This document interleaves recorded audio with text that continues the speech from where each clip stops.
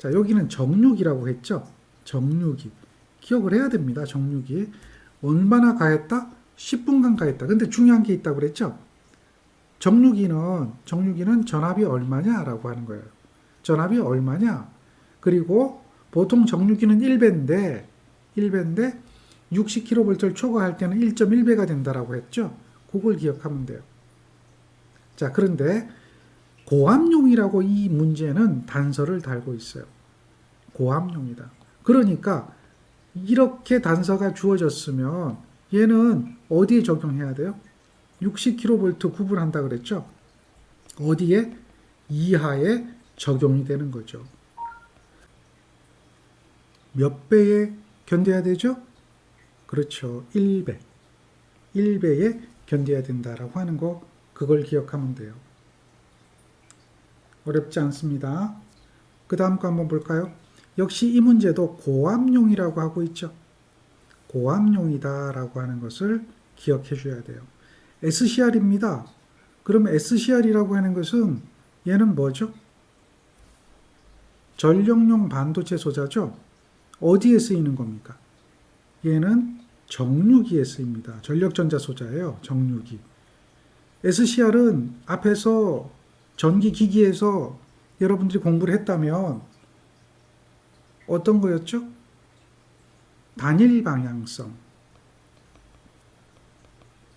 방향성이라고 하죠. 3단자 소자잖아요. 자, 단일 방향성 3단자 소자인데 SCR이에요. 걔는 기억할 겁니다. 정유 기능을 갖는다라고 하는 거죠. 트랜지스터는 증폭 기능이죠. 지금처럼 사이리스터는 정유 기능을 가지고 있죠. 이런 걸 생각할 수 있어요. 다이오드도 단일 방향성 2단자 소자, 정유 기능이잖아요. 그래서 이 문제가 SCR이라고 꼭 이야기 안 해도 관계없습니다. 이걸 갖다 다이오드라고 해도 돼요. 다이오드의 이렇게 이야기해도 이 문제는 그대로 성립을 할 수가 있어요. 무엇인가를 잘 판단해야 돼요. 이렇게 했을 때 절연 내력 시험을 했다. 몇 배냐? 고압용이라고 했기 때문에 얘는 몇 배가 되죠? 1배가 돼야 되겠죠? 그걸 찾는 겁니다. 어렵지 않습니다. 주로 이 부분에서는 정유기 문제가 시험에 많이 나오겠죠. 왜 그러냐면 앞에서 회전기는 전로의 비접지하고 똑같기 때문에 문제를 낸다는 것이 크게 변별력을 좌우하지는 않잖아요. 그러니까 변별력을 좀 좌우할 만한 문제가 어디 있겠느냐, 이 포인트가 뭐냐라고 하는 것을 한번 생각해 보면 지금 보고 있는 예제와 같은 문제들이 얼마든지 시험에 나올 수가 있다는 거죠. 자, 요거는 회전기입니다. 발전기, 전동기, 조상기, 기타 회전기, 회전변류기 제외. 절연 내력 시험 전압은 어느 곳에 가하는가? 절연이 돼야 되는 부분이죠. 그러니까 회전기는 권선이 있고 외함이나 대지가 있단 말이에요. 그러니까 권선과 외함간이나 권선과 대지 간에 가하는 거죠. 이해되겠죠? 그렇다면 여기서는 답이 뭐가 되겠어요? 1번이 되겠죠? 우리는 이렇게 쉽게 찾아낼 수가 있어야 돼요. 기본적인 개념을 이해하면 어렵지 않습니다. 다음 134조는 연료전지, 태양전지 모듈, 태양광 발전할 때는 태양전지 모듈이 있죠. 그리고 그 모듈을 가지고 어레이를 만들죠. 그래서 그 어레이를 가지고 우리가 필요한 전압을 직렬, 병렬 연결해가지고 전압을 만들잖아요. 그 태양광 발전입니다. 연료전지는 수소를 이용해가지고, 물론 이 연료는 여러 가지에 쓸 수 있어요. 대표적인 게 수소 연료전지인데, 수소를 가지고 계질기를 통해서 전기를 만드는 거죠. 이 수소 자체를 전기를 만들 수 있는 부분으로 계질을 시켜줘서 배터리 충전할 수 있도록 직류전기를 만드는 걸 연료전지라고 그래요. 이런 것들은 신재생 에너지라고 하는데, 신에너지, 재생에너지에 대한 부분은 실기 시험에 관련성이 있어요. 참고만 하시고, 이러한 신에너지, 재생에너지 중에 연료전지나 태양전지 모듈이 있다라고 하면 얘네들도 절연이 돼야 되니까 절연 내력 시험을 해야 돼요. 자, 그런데 얼마만한 전압을 가야 되느냐라고 하는 거예요. 연료전지 및 태양전지 모듈은 최대 사용 전압의 1.5배입니다. 1.5배. 최대 사용 전압의 1.5배의 직류 전압이나 또는 1배의 교류 전압을 가한다. 이렇게 기억하면 되죠. 그런데 잘 보세요. 앞에서 정류기는 어떻게 됐어요? 정류기는 1배였죠. 정류기는 1배고 직류 전압을 가하면 1.6배를 곱해줬잖아요. 기억나죠? 바로 앞절에서 했던 거. 정류기, 회전기. 거기에 정류기는 1배고 1.6배 직류 전압이다. 그러니까 교류 전압은 얘도 1배입니다.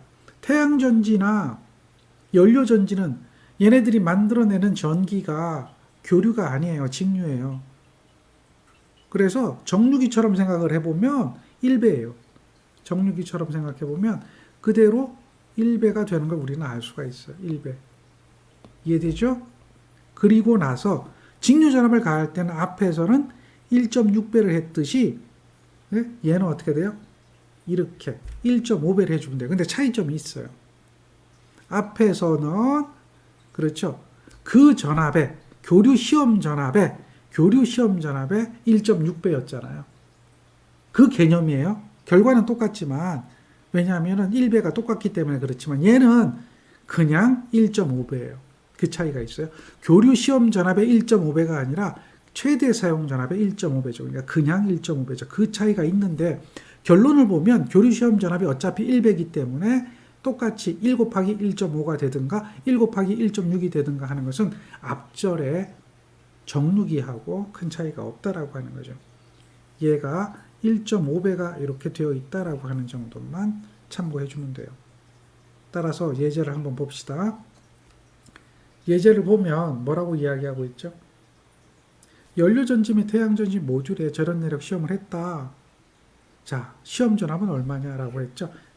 어떻게 돼요? 1배고 교류 시험 전압은 1배예요. 그리고 몇 배? 직류 시험 전압은 2배, 1.6배, 1.5배 그랬잖아요. 전로는 2배였고 회전기, 정류기는 1.6배였고 태양전지 모듈은 어떻게 되죠? 1배. 이렇게 되는 것을 알 수가 있죠. 1.5배, 1배, 1.5배 되는 걸 알 수가 있죠. 그 이야기. 그래서 얘는 앞에서부터 생각해 보면 전로 몇 배였어요? 2배. 직류 시험 전압이죠. 교류 시험 전압의 2배.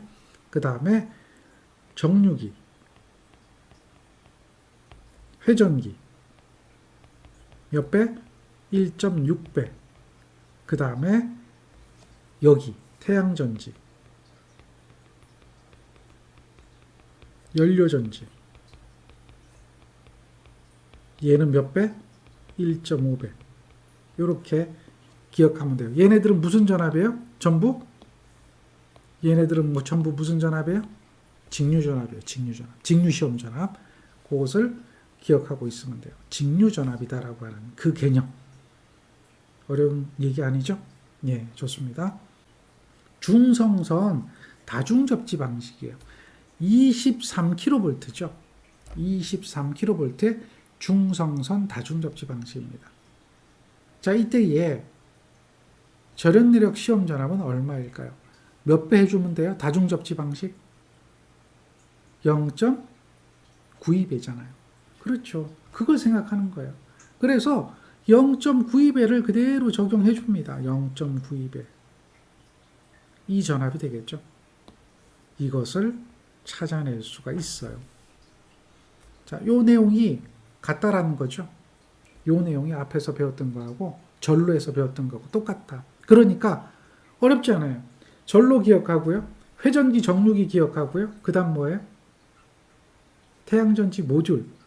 이런 건 좀 특별하겠죠? 태양전지 모듈 같은 거, 또 연료전지 같은 거, 이런 것들 기억하고요.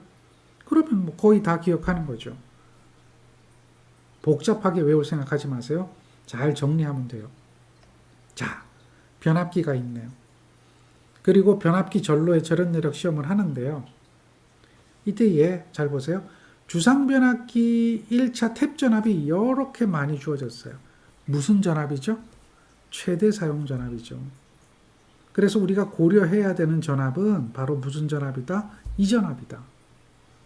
그리고 몇 배예요? 얘가 7000V보다 작잖아요. 그러니까 몇 배 해줘요? 여기에 1.5배를 해주는 거죠. 1.5배를 해줘야 시험 전압이 결정이 된다. 이렇게. 정리가 되겠죠? 이렇게 되는 거 우리는 알 수가 있어요. 따라서 계산해 보면 얘가 된다는 거죠. 1.5배를 해서 시험 전압을 찾아라. 어렵지 않습니다. 잘 보세요. 자, 그 다음. 얘는 7000V를 초과했네요. 접지를 안 했네요. 그럼 몇 배를 해주면 돼요? 1.25배를 해주는 거죠. 그러니까 이 전압에 1.25배를 해주는 거예요. 그러면 얼마가 나오느냐? 이러한 전압이 나온다는 거죠. 자, 최대 사용 전압이 얼마이냐? 그리고 그 배수를 적용해서 절연 내력 시험 전압을 구하라. 이런 이야기입니다. 정리가 되겠죠? 여기까지가 절연 내력 시험이에요. 어렵진 않아요. 지금까지도 충분히 할 만하죠? 접지 저항값은 다음에 의한다 라고 하고 있어요. 다음에 의한다. 접지 저항값은 다음에 의한다. 자, 가를 볼까요? 부식, 건조, 동결 등의 대지 환경 변화에 충족해야 된다. 그러니까 접지 저항값은 부식 때도 접지 저항값이 유지돼야 되고 또 습기가 차든지 건조하든지 그래도 접지 저항값이 유지가 돼야 되고 왜냐하면 건조가 되면 접지 저항값이 높아져요. 접지가 불량해진다는 거예요. 왜냐하면 물이 있으면 전류가 더 잘 흐르니까 저항값이 내려가잖아요. 그러니까 이 건조 상태가 되든지 부식 상태가 되면 또 문제가 생기잖아요. 그래도 접지 저항값이 나와야 되고 겨울에 얼어버려도 접지 저항값이 나와야 되고 그러니까 이러한 대지 환경 변화 즉 토질에 대한 변화가 생기더라도 거기에 대한 접지 저항값이 충족이 돼야 된다. 매도음이 아니에요. 과거에는 15음이 돼야 된다 이렇게 얘기하잖아요. 근데 그게 아니라 충족돼야 된다는 거예요. 이게 훨씬 더 강화되는 규정이죠. 이해되죠? 그걸 잘 생각해야 돼요.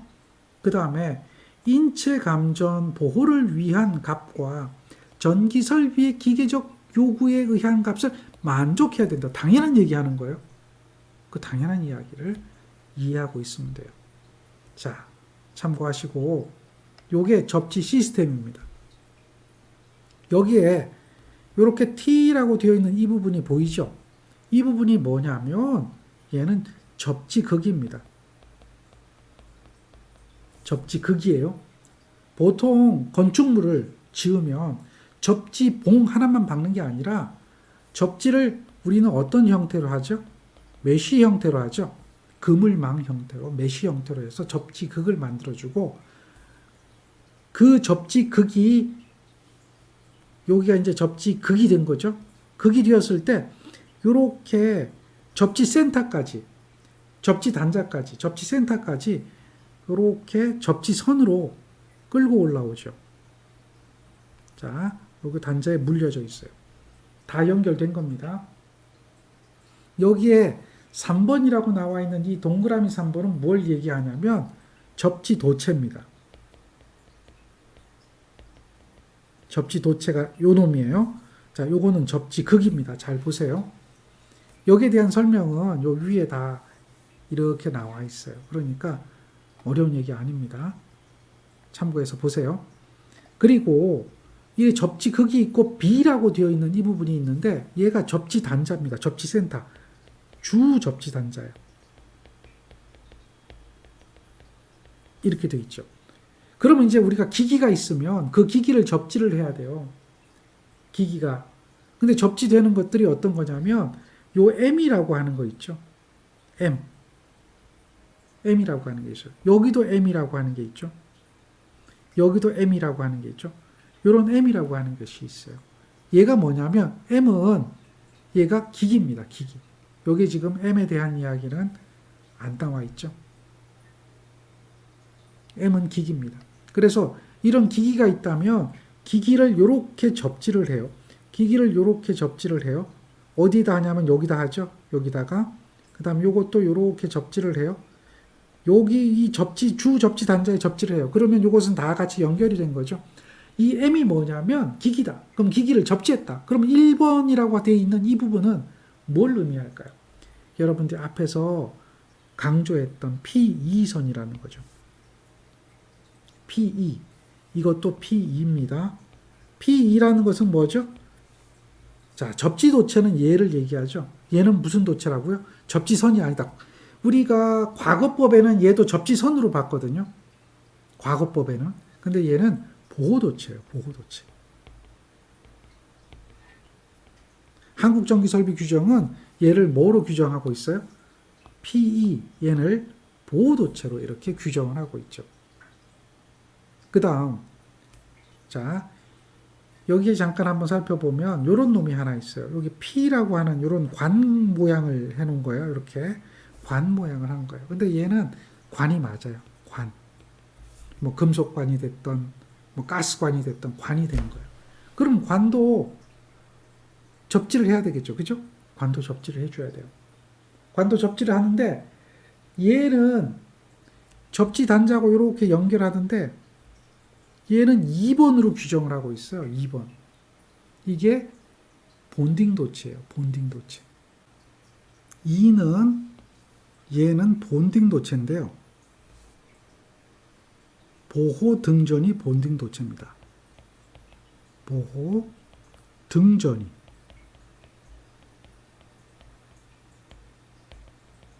등전이성, 전이를 갖게 만들어주기 위한, 전이를 접지 전이하고 같게 만들어주기 위한 보호 등전이 본딩 도체입니다.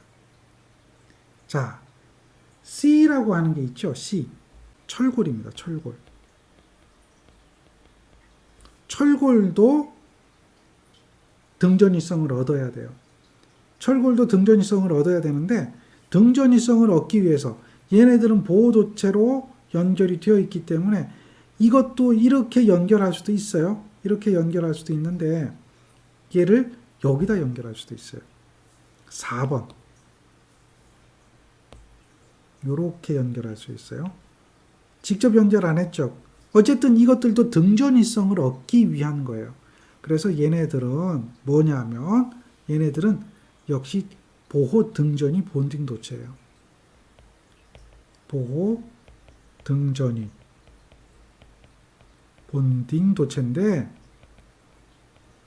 앞에 뭐가 붙죠? 보조가 붙어요. 보조.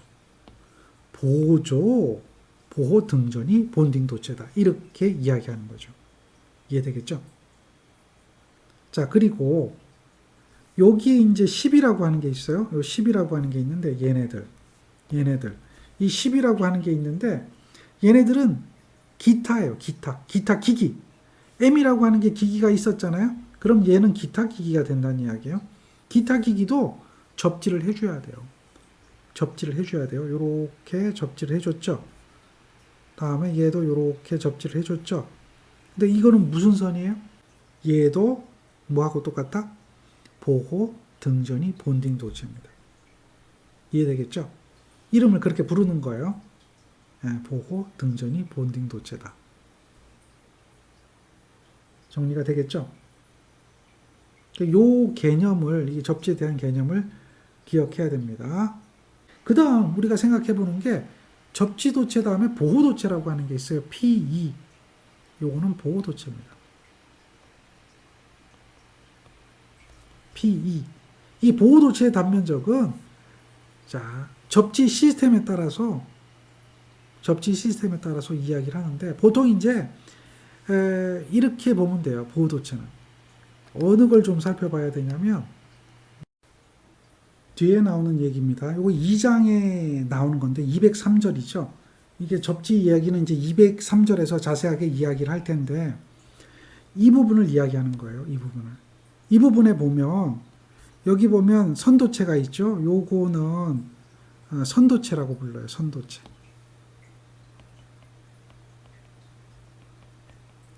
선도체가 L1, L2, L3가 있어요. 얘가 선도체고 얘가 선도체고 얘가 선도체죠. 그리고 N이라고 하는 게 있죠. N이라고 하는 것은 요거는 중성선이에요. 중성선입니다. 중성선 도체가 되는 거고 그 다음에 요게 P2라고 하는 거죠. 얘는 보호도체입니다. 이해되겠죠? 자, 여기 이렇게 연결된 것도 얘도 뭐죠? 보호도체입니다. 얘도 보호도체고요. 자, 얘도 보호도체예요.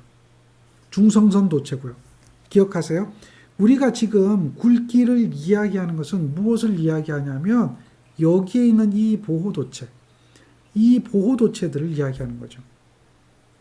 자, 이렇게 점선되어 있는 이 부분은 뭐죠? 이 부분, 얘는 접지도체죠.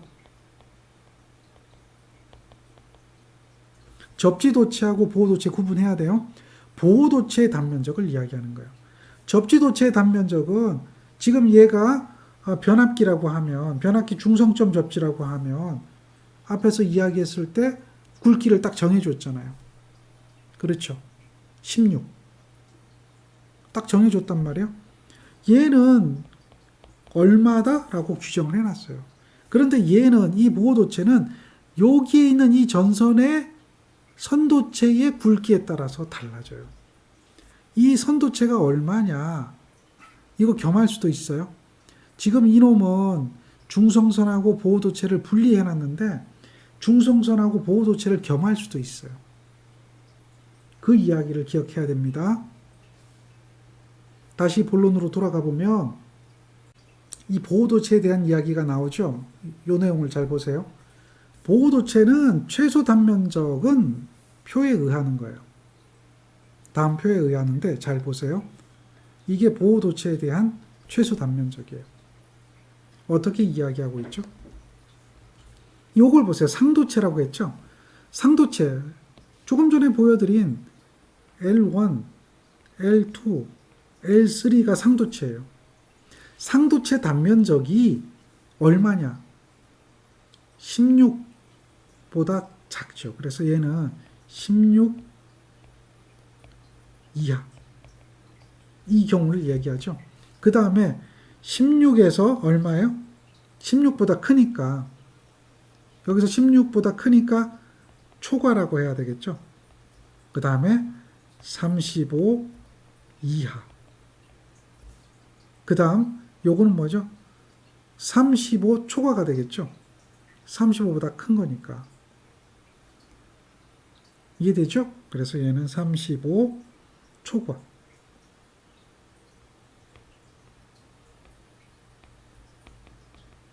이렇게 구분해요. 그래서 상도체 단면적이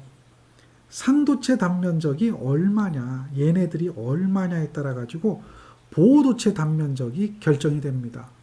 보호도체 최소 단면적이 결정이 돼요. 자, 이때는 잘 보세요. 16 이하의 경우에는 보호도체는 상도체하고 똑같아요. 이해되겠죠? 그 다음에 16 초과 35 이하에는 16을 씁니다. 16. 요거 쓰는 거예요.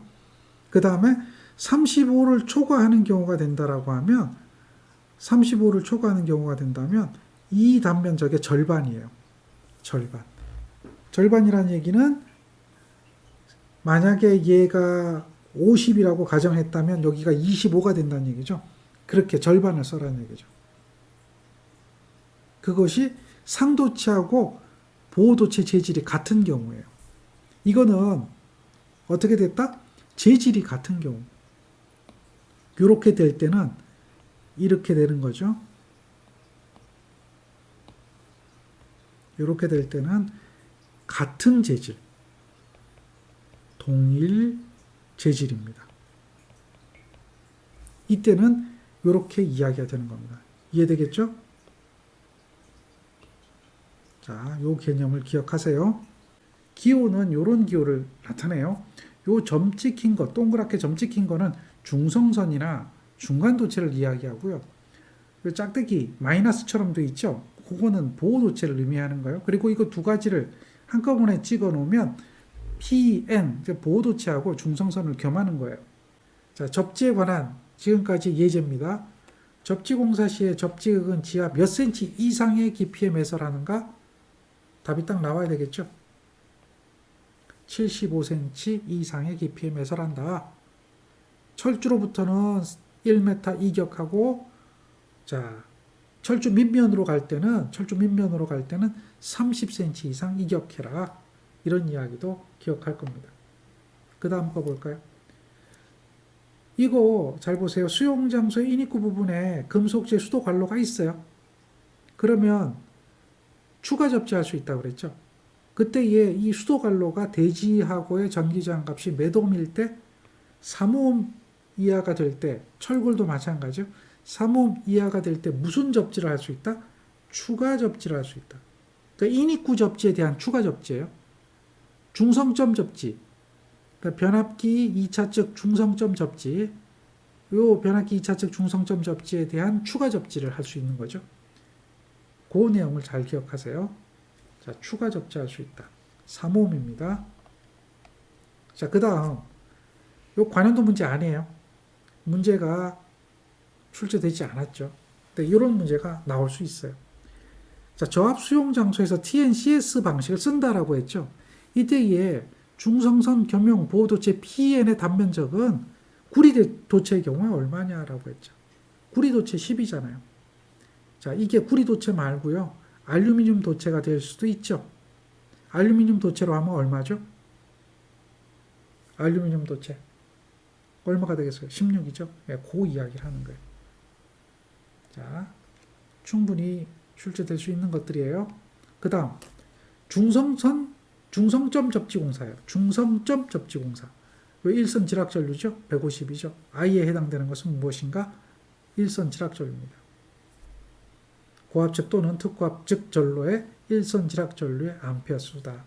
자, 일선 지락전류를 구하려면 실측을 하거나 선로 정수에 의해서 구해야 한다라고 이야기되죠. 요거 한번 볼까요? 다음 예제입니다. 자, 일선 지락전류가 60A라고 하고 있어요. 중성점 접지 저항의 최대값은 얼마일까요? 일선 지락전류분의 150 하면 되죠. 조건이 없어요? 조건이 없어요? 있네. 근데 2초 이내 자동적으로 고압철로를 차단하는 장치가 있다라고 하면 요게 300이 되겠죠. 요게 300. 근데 있다가 아니라 없다니까 이 300은 필요 없는 거죠. 이거 아니죠. 그렇죠. 예, 그걸 잘 봐야 돼요. 요게 문제가 이래요. 관행도 문제입니다. 이거는 없답니다. 그래서 60분의 150 하면 2.5 나옵니다. 그래서 그렇게 나오는 거 확인해야 돼요. 있다 없다. 대부분 요 앞에 요 시간만 보고 요게 있다라고 읽는 사람들이 많아요. 이렇게 체크해 놓으면 있는지 없는지 잘 안 보여요. 그러니까 그런 것들도 구분할 수 있어야 돼요. 이해되죠? 정리하세요. 자, 그 다음 거 볼까요? 전로에 시설하는 기계기구 중에 외함의 접지공사를 생략할 수 없는 경우, 있는 경우가 아니에요. 없는 경우, 이게 잘 봐요. 그럼 접지를 해야 된다는 거죠. 자, 건조한 장소, 절연대, 이중절연, 요거 다 생략 가능하죠. 20mA 0.05초, 0.5초, 이건 말도 안 되죠. 0.03초죠. 예, 30mA 0.03초. 시간이 길어서는 안 돼요. 더 짧아야 돼요. 이런 인체 감전 보호용 누전 차단기는 맞는데 요게 틀렸다는 거죠. 따라서 이 문제의 답은 4번이 되겠죠. 정리가 되겠습니까? 자, 핵심 관용도 문제입니다. 지금까지 배웠던 것들의 문제가 있는데요. 이 문제들은 이제 그 관연도 문제를 중심으로 해서 최근에 개정된 이 한국전기설비 규정을 그대로 적용해서 문제를 개정하거나 또는 답안을 한국전기설비 규정으로 답안 내용들이 됩니다. 관연도 문제지만 한국전기설비 규정에 의한 관연도 문제는 아니죠. 그렇지만 과거의 문제를 한국전기설비 규정에 맞게 바꾼 것이다라고 보시면 됩니다. 자, 첫 번째.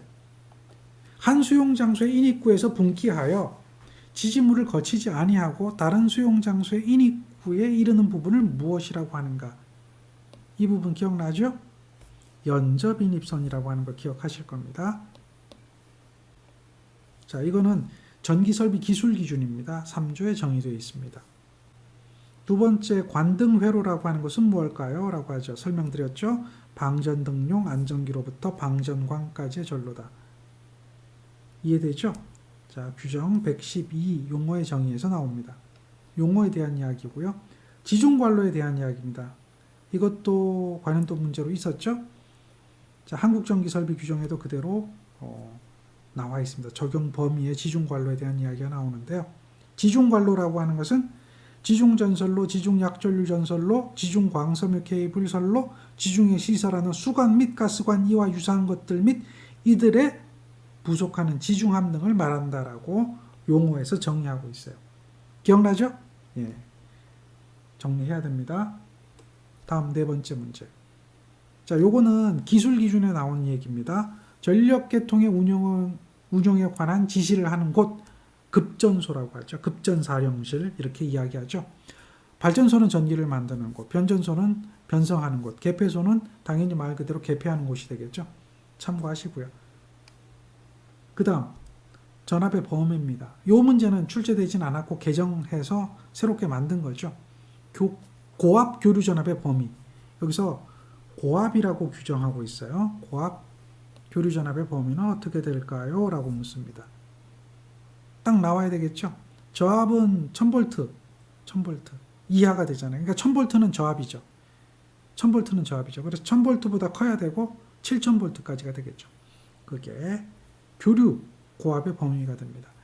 요거 기억하셔야 되겠죠. 요거는 바뀌었기 때문에 너무나 쉽지만 한 문제는 반드시 나올 것 같아요.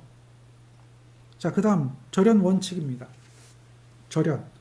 요 얘기할 때 전로는 원칙적으로 대지로부터 다 절연해야 된다라고 했죠. 근데 예외 규정이 있다고 그랬죠. 예외 규정. 그 예외 규정 이걸 생각하면 돼요. 접지점 이런 것들은 접지하는 것은 그 절연이 안 되는 거죠. 절연하면 접지가 깨져버리잖아요. 그런 부분들을 생각하면 돼요. 다음에 기술상 부득이한 부분들이 있었다고 그랬죠. 전기욕기, 전기로, 전기 보일러, 전해조 이런 것들은 기술상 곤란하잖아요. 그런 것들을 생각하면 돼요. 여기서 문제를 읽어보면 전로의 절연 원칙에 따라 대지로부터 반드시 절연하여야 하는 것은 예외 규정이 아니라 반드시 절연하는 걸 찾으라는 이야기죠. 접지점 이거는 아니죠. 그렇죠. 그 다음에 시험용 변압기는 얘는 이제 예외 규정에 속하는 거잖아요. 가공전선로에 접속된 변압기 얘는 원래 절연이 돼야 되는 거죠. 전로로부터 절연이 돼야 된다라고 하는 거예요. 하는 것을 물어봤어요. 하는 것. 그리고 이 문제가 변형돼서 출제된 것들 관련도 문제를 보면 어떤 것들이 많이 시험에 나오느냐면 요거. 자, 요것들이 시험에 나오는 거죠. 여기서 요까지 이렇게 적으면 되겠네요. 그 다음에 또 나오는 것이 어느 게 나와요? 요거 예외 규정이죠. 물론 이제 너무 쉽잖아요. 접지점. 이런 건 너무 쉬우니까 시험에 내기는 좀 그렇고 요 5번 항하고 6번 항 문제를 바꿔서 낸다면 어떻게 문제를 바꿔내요? 절연하여야 하는 것이나 이게 아니라 절연하지 않아도 되는 것은 이렇게 이야기할 수 있겠죠. 요 부분의 문제를 바꿔서 출제할 수 있다는 거죠. 그랬을 때 그 부분을 답을 할 수 있도록 여러분들은 만들어 놔야 돼요. 자주 나오는 겁니다. 다음 7번 문제 볼까요? 전압의 종별을 구분할 때 직류는 몇 볼트 이하의 전압을 저압으로 구분하는가? 자, 요거 바뀐 규정 그대로 적용해야겠죠. 직류는 1500볼트 이하인 것을 저압으로 규정한다. 전압의 범위를 이야기하는 거죠. 그 다음 자, 요 부분은 전선의 접속에 관한 이야기예요. 61kV 가공 송전선에 있어서 전선의 인장 하중이 이만큼이다 라고 하죠. 인장 하중이 전선 접속에서는 중요하죠. 인장 하중 얼마라고요? 2.15입니다. 그런데 전선을 접속했어요. 자, 전선을 접속할 경우에 전선 접속 부분의 세기 인장 하중은 최소 얼마가 돼야 되는가? 얼마 이상 감소시키지 말아야 돼요? 20% 이상 감소시키지 말아야 돼요. 그러니까 유지하는 것은 80% 이상 유지해야 되겠죠. 그러니까 2.15에다가 얼마 이상 유지시켜줘야 돼요? 80% 이상. 그러니까 1.72 킬로뉴턴 이상이 되면 된다는 이야기죠. 그 이야기를 묻는 거예요. 전선에 접속했을 때 접속 부분에 인장하중의 감소는 20% 이상을 감소시키지 말아야 된다. 그 다음에 그 외의 규정들 기억하죠? 절연을 할 때는 접속되지 않은 부분의 절연, 이상 절연을 충분하게 해줘야 된다라고 하는 것도 기억하고 있을 겁니다. 그 다음 내용 볼까요? 자, 절연을 한다고 그랬는데 그럼 절연이 잘 되었는가 안 되었는가를 판단할 때는 절연 내력 시험이라고 하는 걸 하죠. 절연 내력 시험. 따라서 발전기, 전동기 등 이런 기기 등은 절연 내력 시험하고요. 전로등, 전류가 흐르는 길, 전선로죠. 얘도 절연 내력을 시험하게 되고요. 회전기, 지금 이야기했지만 정류기도 절연 내력 시험을 하고요. 변압기 전로도 절연 내력 시험을 하죠. 기억하죠? 이때에 시험 전압을 10분간 가해서 견디면 절연이 잘 되었다라고 보는 거죠. 이해되죠? 그리고 또 절연 내력 시험을 하지 않고 절연 저항을 측정하는 방법도 있죠. 이때는 SELV나 PELV 요거에 따라서 절연 저항 값이 0.5가 되느냐 1메가옴이 되느냐 하는 거 기억하죠? 그것들을 같이 생각하면 돼요. 지금 얘는 회전기에 대해서 절연 내력 시험을 하는 거예요. 회전기. 이해됩니까? 자, 근데 규정된 시험 전압을 몇 분간 가한다고요? 회전기니까 권선과 외암간이나 권선과 대지간에 10분간 가해서 견뎌야 된다라고 하는 거죠. 권선과 대지 사이에 연속해서 10분간 가하여 견뎌야 된다라고 하는 것을 이야기하고 있습니다. 자, 그 다음 거 볼까요? 다음은 최대 사용 전압이 6600인 7000V 이하가 되죠.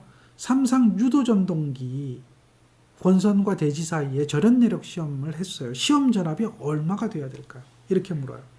회전기는 7000V 이하이면 1.5배, 7000V를 넘어가면 초과하면 1.25배. 이거 비접지하고 똑같다고 그랬죠? 그러니까 얘의 몇 배를 해주면 돼요? 1.5배를 해주는 거죠. 그러니 이렇게 답을 찾아낼 수가 있는 거죠. 이거는 어려운 얘기 아니죠. 최저 시험 전압은 500V죠. 근데 500V를 넘었잖아요. 그러니까 얘는 최저 시험 전압이 적용되진 않는 거 알고 있겠죠. 예. 어디다 가한다? 권선과 대지 사이에 10분간 가한다. 뭐 이런 거 기억해야 돼요. 자, 얘는 440V예요. 역시 전동기죠. 그럼 몇 배 해주면 돼요? 1.5배 하면 돼요. 자, 이렇게 되면 660V 되겠죠. 그런데 얘를 갖다 220V라고 이렇게 한번 해보죠. 문제를 바꿔봐요. 220V로 하면은 220에 1.5배 하죠? 그러면 얼마가 나옵니까? 220에 1.5배를 하면 얘는 330이 되겠죠? 그러면 330이 여기 있으면 요걸 답으로 한다. 이게 아니라는 거예요. 이때는 얼마가 돼요? 500이 되는 거죠.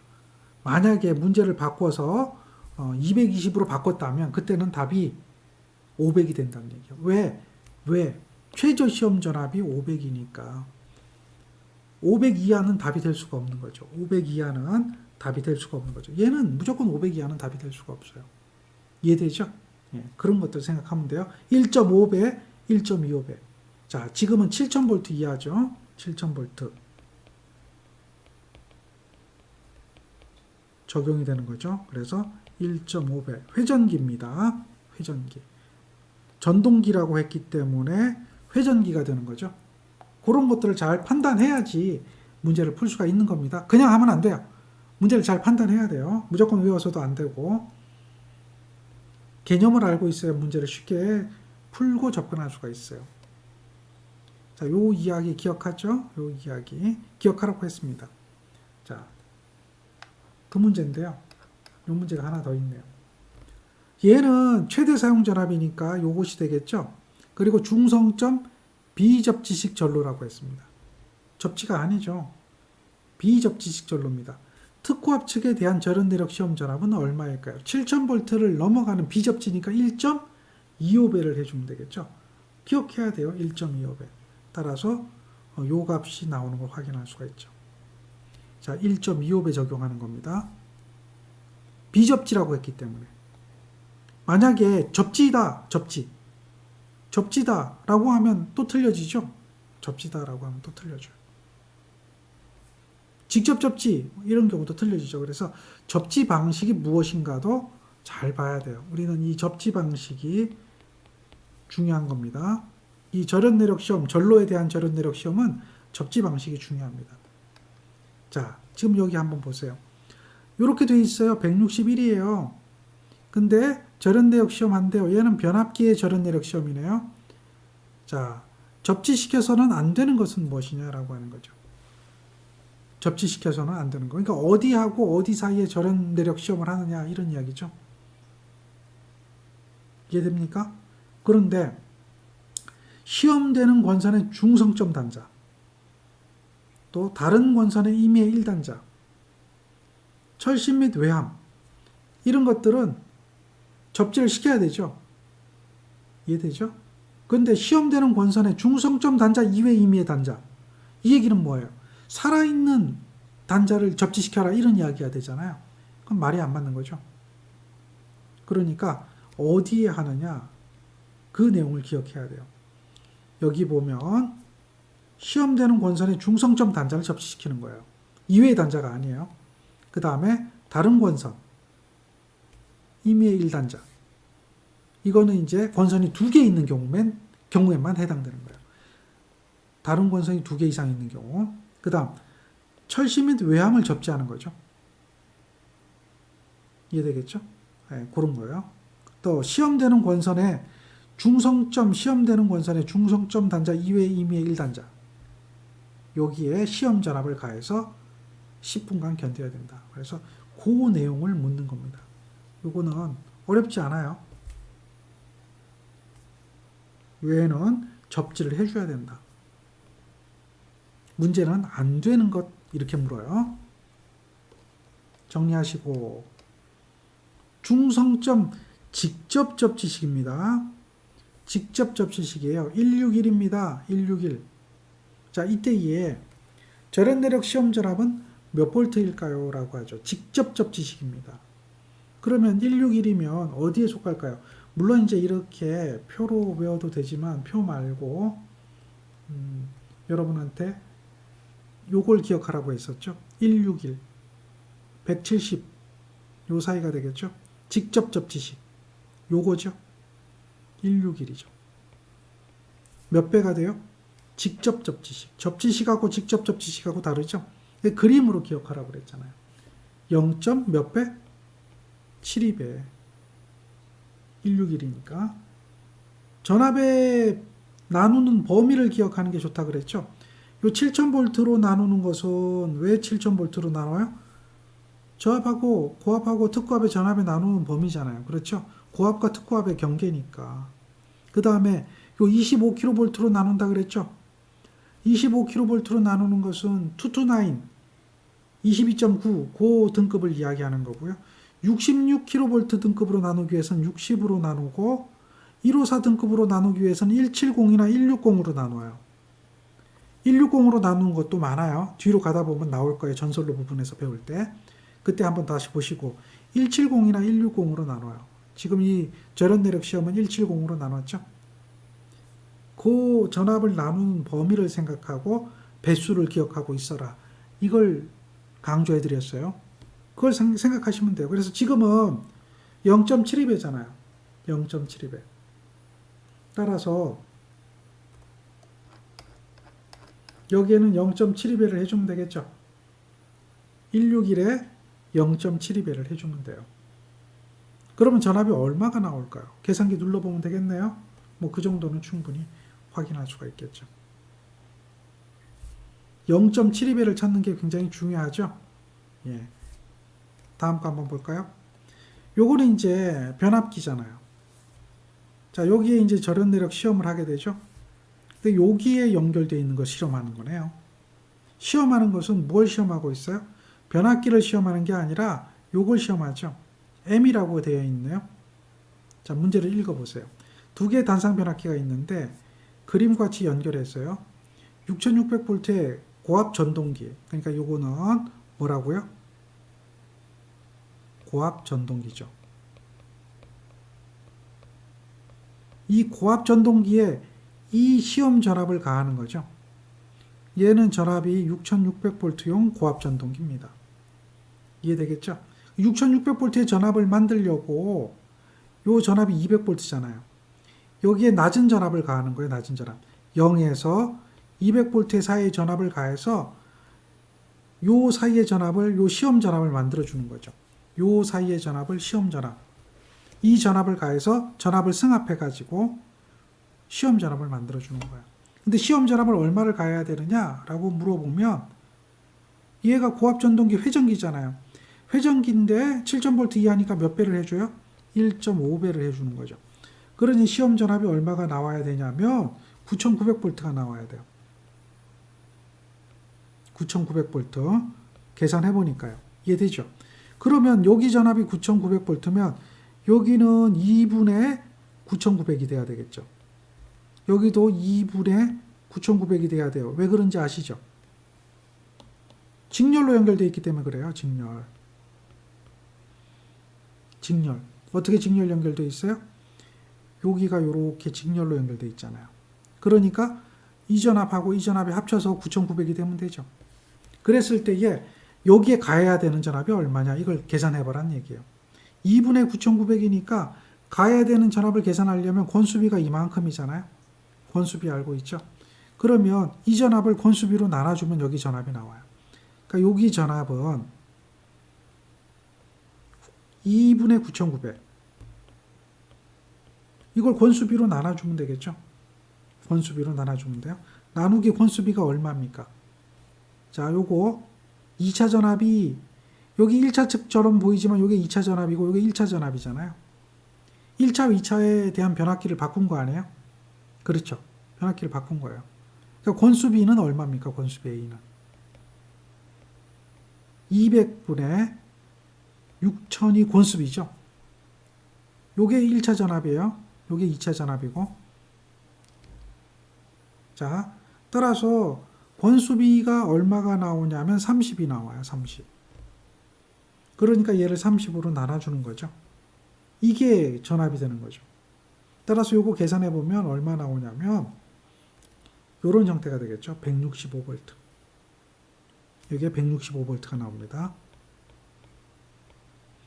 자, 165V 있는 답은 요거죠. 이해되겠죠? 아, 요 밑에 있네요. 밑에. 9900을 이야기해야 되니까 시험 전압 9900이 돼야 되고요. 자, 요거는 권수비 30이라고 하는 걸 잘 기억해야 돼요. 여기서 여러분들 이렇게 하면 안 돼요. 요게 1차 전압, 여기가 1차 전압이고 여기가 2차 전압이다. 이렇게 하면 안 돼요. 그러면 권수비 A가 어떻게 돼요? 변압기 권수비 A는 우리 기억나나요? 변압기 권수비 전기 기기 시간에 배우죠? 2차 전압분의 1차 전압 이렇게 하잖아요. 그래서 2차 전압이 6000 1차 전압이 200 이러면 권수비가 30분의 1이 되잖아요. 이거는 말이 안 된다는 거예요. 여기서 틀렸다는 거죠. 여기서 틀렸어요. 그렇게는 할 수가 없다는 겁니다. 이해됐죠? 권수비의 선정이 굉장히 중요하다. 권수비가 30이 되는 거. 시험을 할 때는 요 1, 2차가 바뀌어 있다라고 하는 거죠. 1, 2차가 바뀌어 있다라고 하는 거. 여기하고 여기가 바뀌어서 돼야 높은 전압을 걸 수가 있다는 거. 이걸 기억 잘 하세요. 이건 실기 시험에도 나와요. 실기 시험에도.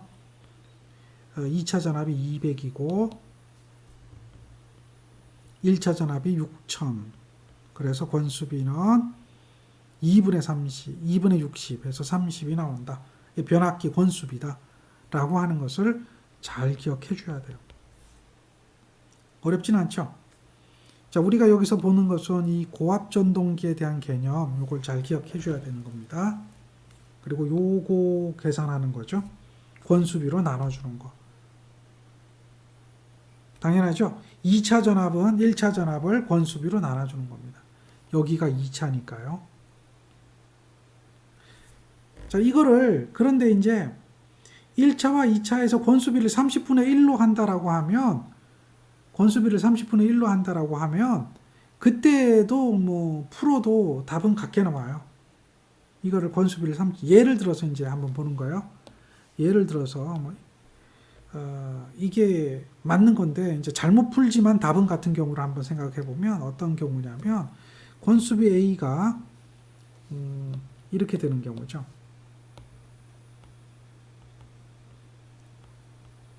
6000분의 200을 해서 얘가 30분의 1이다. 그래서 2차 전압을 구하는 거니까 아까는 1차 전압에 권수비로 나눠주는 거였잖아요. 이렇게 해서 1차 전압에 시험 전압이 9900V 나누기 2잖아요. 요거 한 값에 권수비가 얼마였어요? 30분의 나누기니까 30분의 1을 곱했죠. 이렇게 해서 계산한 게 요 전압이었어요. 요 전압. 그게 165였다면 이번에는 1차 전압을 구하면 왜냐하면 여기가 1차니까요. 1차 전압을 구하면 2차 전압에다가 뭘 곱해줘야 돼요? 권수비 A를 곱해줘야죠. 그러니까 2차 전압이 얼마냐면 높은 전압이 2차 전압으로 보니까 얘가 9900에 역시 나누기 2가 되겠죠. 권수비 A를 곱하면 30분의 1이 되죠. 그렇게 해도 165가 나와요. 근데 이 풀이는 잘못된 풀이고 이 풀이는 맞는 풀인데 요거는 좀 해석을 잘못하고 있는 거다라고 하는 거죠. 그렇지만 객관식에서는 어느 거나 풀어도 관계없어요. 어느 거나 풀어도 관계없으니까 뭐 이해가 안 된다면 이 부분으로 해결해도 좋습니다. 이 부분으로 해결해도 좋습니다. 아시겠죠? 자, 주관식은 맞지 않아요. 참고하시고. 그 다음 거 볼까요? 자, 직접 접지식입니다. 직접 접지식 전로인데 이게 얼마예요? 3, 4, 5죠. 몇 배? 0.64배. 그래서 0.64배 하면 답이 나오죠. 그 정도는 간단하게 해결할 수가 있겠죠. 이해되죠? 예, 충분히 하실 수 있을 것 같아요. 이 문제는 지금 보시면 중성점 접지식입니다. 중성점 접지식. 이 접지식이면 여기에 해당되겠죠? 그러면 1.1배, 66이니까. 그래서 66에 1.1을 해주면 76.2가 답이 되겠죠. 뭐 이 정도는 어렵지 않을 겁니다. 우리는 몇 배가 시험 전압이 돼야 되는가? 이걸 기억하시면 돼요. 그걸 찾아주는 거고요. 문제를 다시 보면 얘는 3300V인데 중성점 접지가 돼 있다 그랬죠. 그리고 다중 접지된 중성선을 가진다 그랬어요. 다중 접지, 접지식이고요. 자, 이때 변압기 전로의 절연 내력 시험입니다. 변압기 전로. 이거는 이제 그 전로의 절연 내력 시험하고 결과치는 똑같죠? 몇 배 정하는 건 똑같습니다. 자, 이때에 몇 볼트의 시험 전압을 가해서 견뎌야 되는가? 뭐 이걸 얘기해요. 그럼 어떻게 되겠습니까? 몇 배 적용해야 될까요? 3300이니까 7000V 이하가 되겠죠? 그리고 중성점 접지식이에요. 그러면 얼마 해줘야 돼요? 그렇죠. 다중 접지하는 거니까 0.92배. 0.92배. 그러니까 0.92배를 하면 3036이 나와요. 3036. 이렇게 나옵니다. 배수를 찾으면 돼요. 어렵지 않죠? 자, 그 다음 얘도 중성점 접지식 전로입니다. 72.6 문제가 중복됐네요. 그러니까 72.6 참고해서 보시고 그 다음 자 170kV 넘는 했어요. 그 다음 중성점 직접 접지식 넘었으니까 몇이 되겠어요? 0.64배. 이해되죠? 네, 0.64배. 이게 170kV를 넘지 않으면 0.72배가 되죠. 잘 기억하세요. 문제는 어렵지 않습니다. 자, 0.64배. 이 표를 기억하고 어떤 것인가 답을 찾아낼 수 있어야 된다라고 하는 거죠. 다시 볼까요? 이 문제는 전기 철도에 전력을 공급하는 최대 사용 전압이 1500V인 실리콘 정유기의 절연 내력 시험 전압이에요. 정유기는 보통 몇 배라 그랬어요? 1배라 그랬죠. 보통 1배예요. 1배. 이해되겠죠? 예. 직류 측 최대 사용 전압에 교류 전압으로서 1배를 가한다라고 하는 거죠. 그렇게 보시면 돼요. 그래서 여기가 1500이니까 여기가 1500이 답이 되는 거죠. 1배니까. 이해되겠죠? 예, 1배니까. 자, 60kV 이하입니다. 60kV를 초과하게 되면은 1.1배가 되죠. 1.1배. 예, 그렇게 기억하면 돼요. 자, 그 다음 거 볼까요? 자, 이거는 접지에 관한 얘기입니다. 22번은 접지입니다. 변압기 중성점 접지 저항값은 I분의 300으로 정할 수 있다. 이게 300이 될 때는 1초 초과 2초 이내 자동되는 차단 장치가 있을 때 이야기죠. 근데 자, 이렇게 정할 수 있는 경우는 어느 때인가를 찾아봐라 라고 이야기하고 있어요. 그럼 시간이 들어있는 걸 찾아봐야 되겠죠. 시간이 들어있는 걸 찾아보면 2초 이내, 5초 이내 이랬잖아요. 자동 차단. 그러니 당연히 뭐가 되겠어요? 이 문제 같은 경우는 그렇죠. 2초 이내 뭐 이렇게 이야기하겠죠. 어렵지 않아요. 자, 이 중성점 접지에 대한 이야기입니다. 일선 지락전류분의 150인데 전압이 150V에서 300V로 갈 수도 있고 600V로 갈 수도 있다. 300V로 갈 수도 있고 600V로 갈 수도 있다. 요 이야기를 정리하고 있어야 됩니다. 그 다음 거 볼까요? 자, 변압기 고압 측 일선 지락전류가 5A입니다. 아, 여기서 요거 오타 났네요. 요거는 2종이라고 보면 안 되고요. 중성점 접지라고 해야겠죠.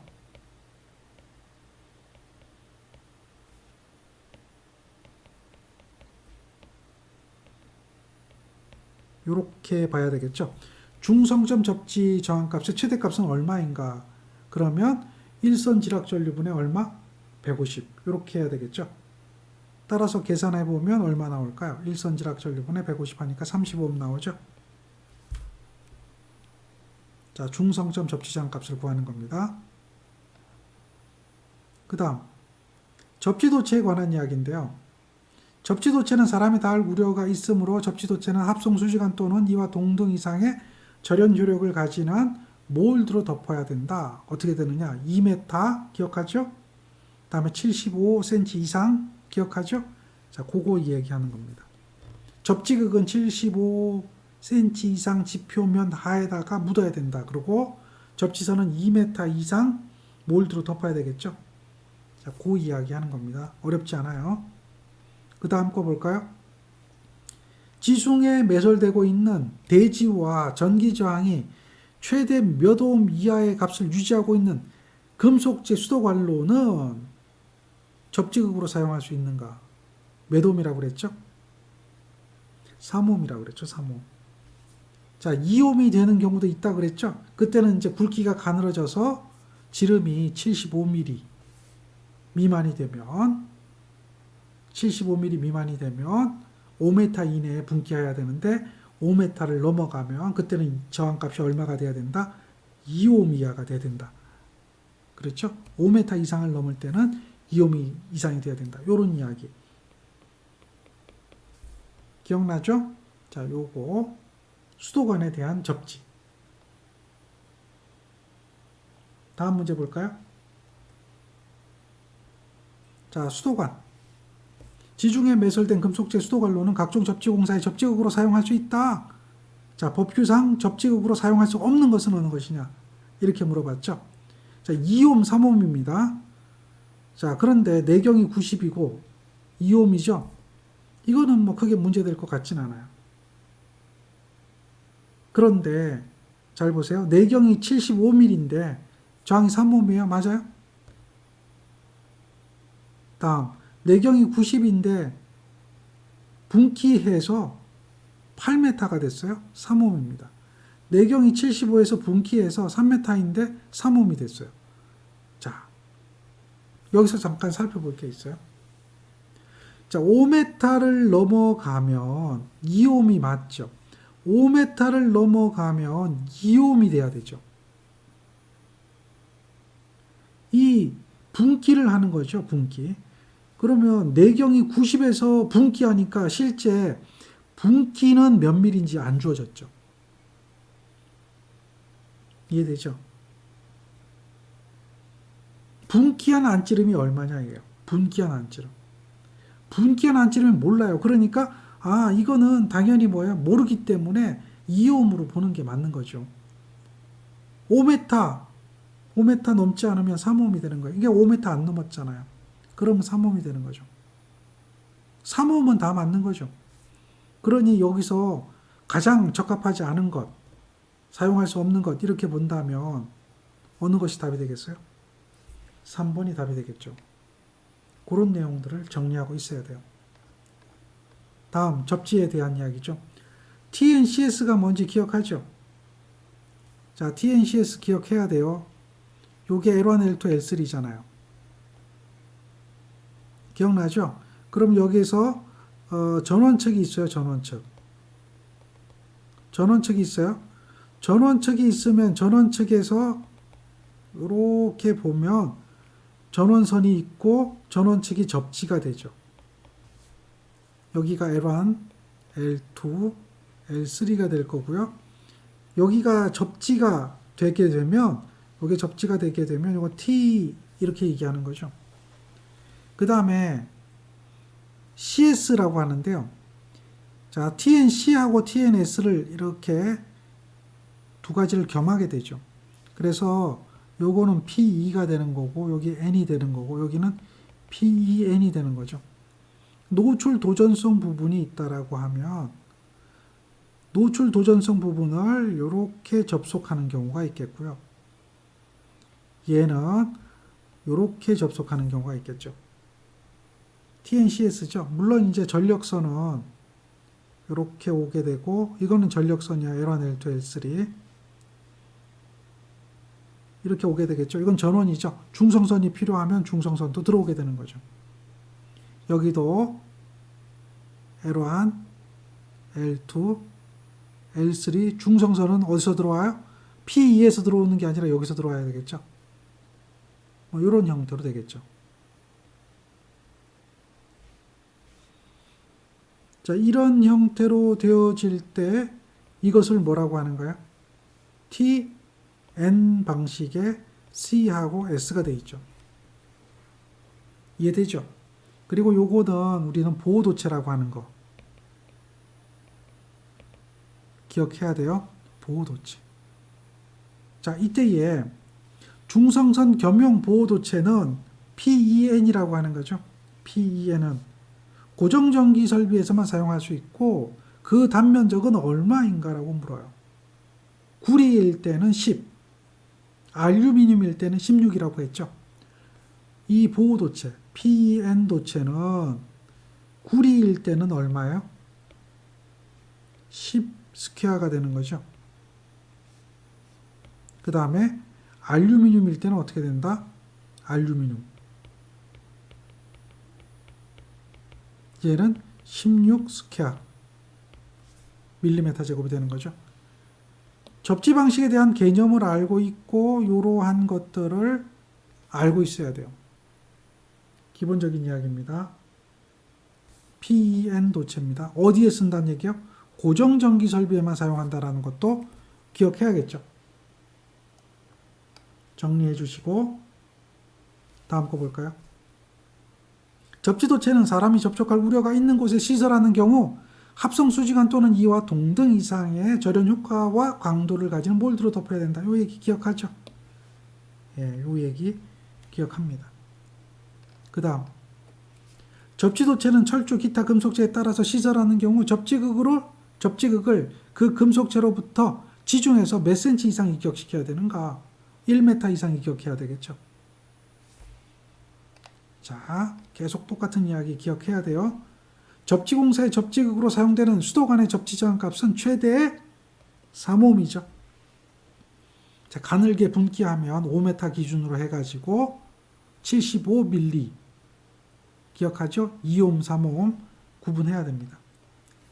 지중해 매설되고 또한 대지 간의 전기저항이 몇 옴 이하인 금속재 수도관을 각종 접지공사의 접지극으로 사용할 수 있는가? 여기서 조건이 있어요.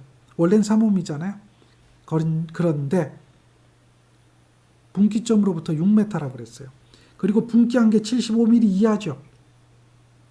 분기한 게 75mm 이하잖아요. 그러면 2옴이 돼야 된다 그랬죠. 더 강화돼야 되는 거예요. 2옴이 되는 겁니다. 그 다음 비접지식 고압전로와 접촉되는 변압기 외함에 시설하는 접지공사의 접지극으로 사용할 수 있는 건물의 철골의 대지저항 얼마일까요? 요거는 2옴이죠. 철골은 2옴, 수도관은 3옴. 자, 1장은 여기까지입니다. 잘 정리해 주세요.